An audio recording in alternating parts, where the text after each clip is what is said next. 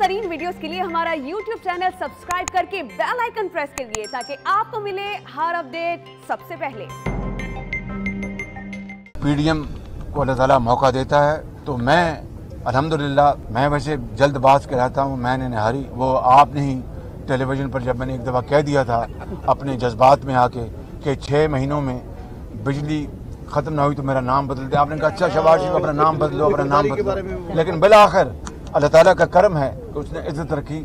नवाज शरीफ की लीडरशिप में 5 सालों में बिजली के अंधेरे हमेशा के लिए ख़त्म हो गए, मगर आज दोबारा अंधेरे हुए हैं बिजली के।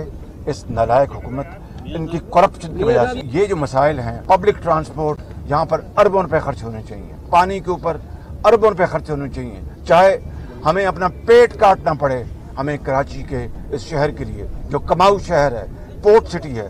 अगर रब ने मौका दिया तो हम एक जमात के अलावा सब जमातें मिलकर अगर इंशाअल्लाह 2 सालों में 2.5 सालों में कराची को जनूबी एशिया का पेरिस बना देंगे। खुदा